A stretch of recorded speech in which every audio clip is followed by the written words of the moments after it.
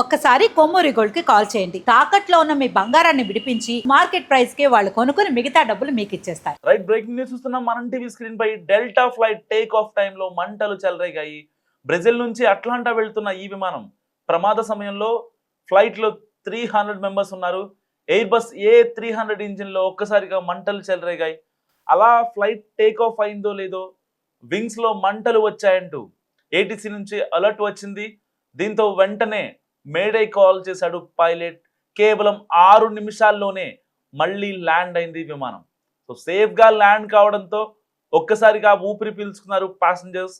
Take off సమయంలో విమానంలో మంటలు చెలరేగడం అత్యంత ప్రమాదకరమైన పరిస్థితి.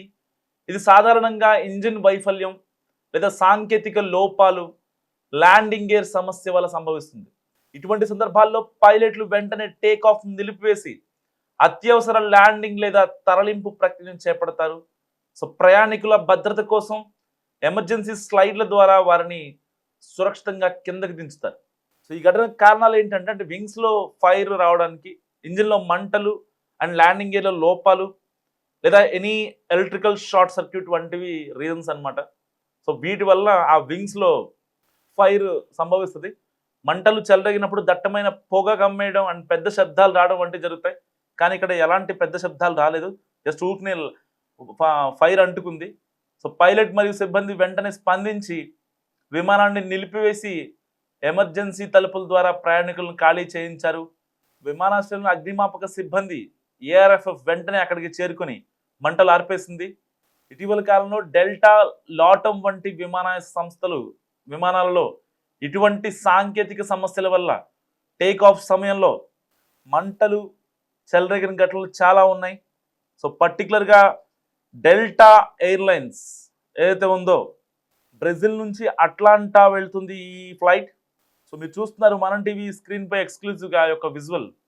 ఒక్కసారిగా ఫైర్ ఎలా వచ్చిందో చూడండి. సరిగ్గా 6 నిమిషాల్లోనే ఫ్లైట్ టేక్ ఆఫ్ అయిన 6 నిమిషాల్లోనే ఏటీసీ నుంచి ప్రాపర్ సిగ్నల్ వచ్చింది.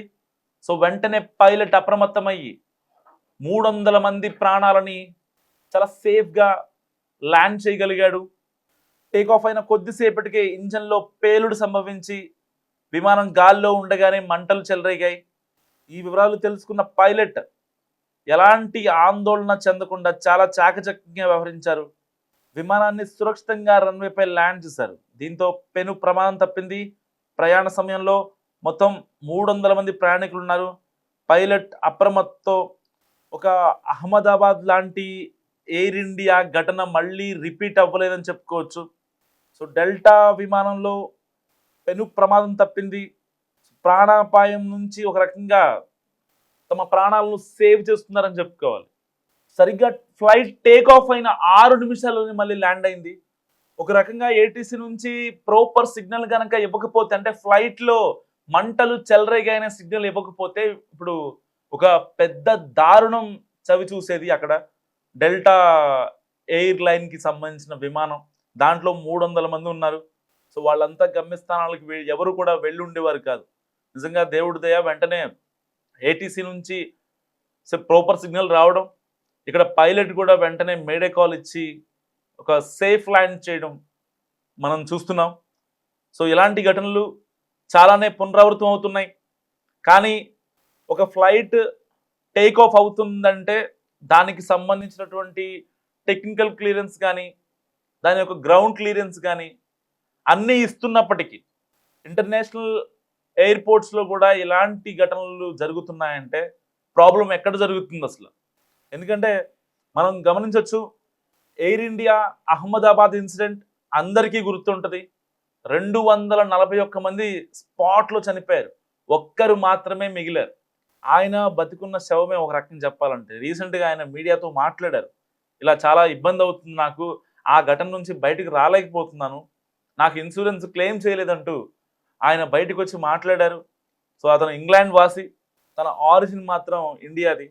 సో ఇలాంటి ఘటనలు పునరావృతం కాకూడదనే భావిద్దాం. కానీ విమానయాన సంస్థలు కావచ్చు, ఇటు ఫ్లైట్లోని క్యాబిన్ క్రూ కావచ్చు, అండ్ టెక్నికల్ క్లియరెన్స్ ఇచ్చే గ్రౌండ్ స్టాఫ్ కావచ్చు, ఇలాంటి వాళ్ళంతా ఎవరి పని వాళ్ళు సక్రమంగా చేయకపోవడమే ఇలాంటి ఘటనలు పునరావృతం అవడానికి కారణం.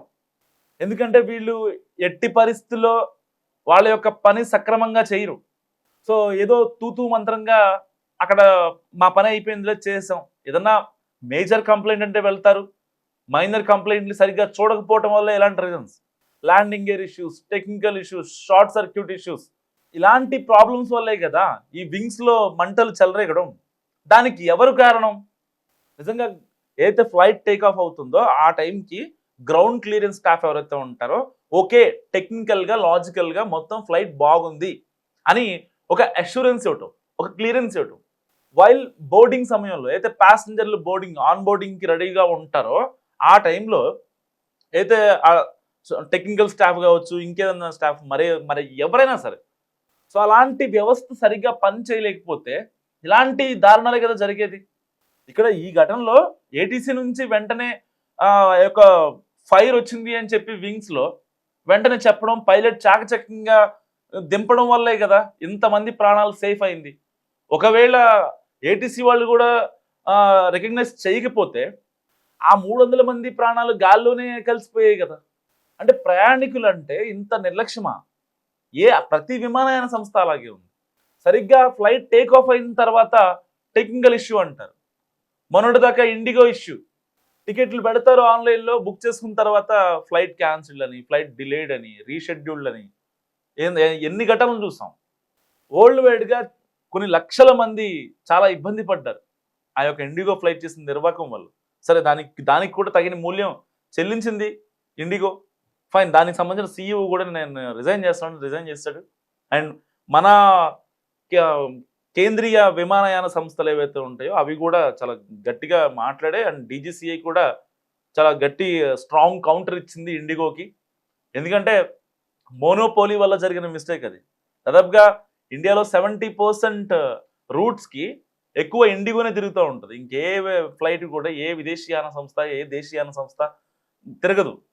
సో అలాంటి ఇండిగో చేసే మిస్టేక్స్ ఇలాంటివి అయితే ఈ యొక్క గ్రౌండ్ క్లియరెన్స్ స్టాఫ్ ఏదైతే వీళ్ళు ఉంటారో వీళ్ళు టెక్నికల్గా లాజికల్గా మొత్తం ఫ్లైట్ ఓకే, ఇది డెస్టినేషన్ వెళ్ళే వరకు చాలా సేఫ్గా ఉంటుంది అని వీళ్ళకు ప్రాపర్ క్లియరెన్స్ ఇవ్వకపోవడం ఇక్కడ మేజర్ మిస్టేక్స్ అవుతున్నాయి. కొన్ని వందల ప్రాణాలు, 300 మంది ప్రాణాలు, బోయింగ్ విమానం అది, A300 ఎయిర్ బస్, అది దాదాపుగా 400 మంది సీటింగ్ కెపాసిటీ ఉంటుంది. అండ్ క్యాబిన్ క్రూ, పైలట్లు కలిపి ఇంకో 10 మంది, 410 మంది, 310 మంది. ఏ ఫ్లైట్ తీసుకున్నా కానీ ఇంతమంది జీవితాలు ఉంటాయి. వాటిల్లో బిజినెస్లకు వెళ్ళే వాళ్ళు ఉంటారు, ఏదన్నా టూర్లకు వెళ్ళే వాళ్ళు ఉంటారు, హాస్పిటల్ పని మీద వెళ్ళే వాళ్ళు ఉంటారు. సో వీళ్ళంతా ఉంటారు కదా. మరి అలాంటి వాళ్ళ ప్రాణాలు ఎంత జాగ్రత్తగా చూసుకోవాలి మీరు. అలాంటిది ఏం చూడకుండా జస్ట్ ఏదో తూతూ మంత్రంగా పని కానిచ్చేసేసి బయటకు వచ్చాం, మన పని అయిపోయింది, మన శాలరీస్ మనకు వచ్చాయా లేదా. కానీ గాల్లో ఉన్న వాళ్ళ ప్రాణాల సంగతి ఏంటి? ఎప్పుడైనా ఆలోచిస్తారా వీళ్ళు? చనిపోయిన తర్వాత అయ్యో చనిపోయారని చెప్పి అనుకుంటారు. సో ఇలాంటి ఘటనలు పునరావృతం కాకూడదని కోరుకుందాం. ఎందుకంటే డెల్టా ఎయిర్లైన్స్కి సంబంధించి, ఈ యొక్క డెల్టా ఎయిర్లైన్స్ సంబంధించి ఇది ఒక్కటే కాదు, గతంలో మనం చాలా చూసాం. దాదాపుగా ఒక సంవత్సరంలో ఆన్ అండ్ యావరేజ్గా ఈ యొక్క ఎయిర్లైన్ నుంచి కంప్లైంట్స్ 10 to 15 ఉంటాయి. ల్యాండింగ్ గేర్ ఇష్యూ అని, లేకపోతే ఆ గాల్లోనే చక్కర్లు కొడుతూ ఉంటుంది ఇక్కడ రూట్ క్లియరెన్స్ లేక, సంథింగ్ సమ్వాట్ ఏదో ఒక ఇష్యూస్, షార్ట్ సర్క్యూట్ అని, ఇంజిన్లోకి ఫ్యూయల్ సరిగా వెళ్ళట్లేదని, ఒక ఇంజిన్ ఫెయిల్ అయిపోయిందని, ఇంకొక ఇంజిన్ ప్రాపర్గా వర్క్ చేయట్లేదని, ఫ్లైట్ ఎక్కిన ప్యాసింజర్లు కూడా దింపేసిన సంఘటనలు డెల్టా ఎయిర్లైన్స్లో చాలా చూసాం మనం. ఇంటర్నేషనల్ ట్రావెలర్స్కి మాత్రమే డెల్టా ఎయిర్లైన్స్ గురించి తెలుసు.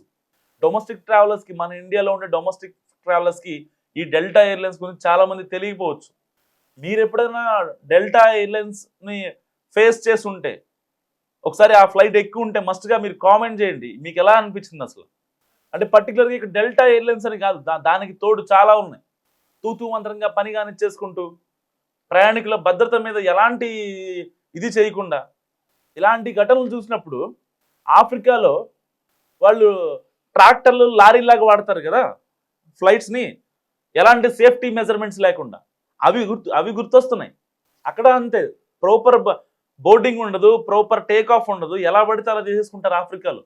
మీరు ఎప్పుడైనా ఆ యూట్యూబ్లో చూడండి ఆఫ్రికాకి సంబంధించినటువంటి ఫ్లైట్స్ ఎలా ఉంటాయో. సో వాళ్ళు ఒక సేఫ్టీ బెల్ట్ పెట్టుకోరు, ప్రాపర్ బోర్డింగ్ ఉండదు, ప్రాపర్ టేక్ ఆఫ్ ఉండదు.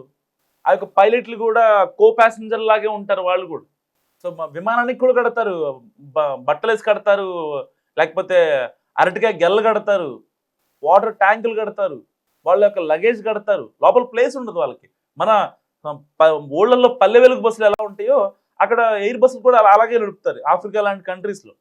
సో ఇవన్నీ పక్కన పెడితే అసలు ఎక్కడ జరుగుతుంది వైఫల్యం? ఈ వైఫల్యాలపైన ప్రశ్నించాల్సిన అవసరం ఉంది. సో డొమెస్టిక్ ఎయిర్లైన్స్ కాదు కదా, ఎలా పడితే అలా నడిపేసాం, మాది ఓన్లీ డొమెస్టిక్కే, జస్ట్ 1 అవర్లో మేము డెస్టినేషన్ రీచ్ అయిపోతాం అంటే కాదు కదా. ఇవన్నీ ఇంటర్నేషనల్ ఫ్లైట్స్. A300 ఫ్లైట్ అంటే చాలా పెద్దది, 300 నుంచి 400 వరకు సీటింగ్ కెపాసిటీ ఉంటుంది. సో ఈ యొక్క డెల్టా ఎయిర్లైన్స్ గురించి మీరేమనుకుంటున్నారు? మస్ట్గా కామెంట్ చేయండి.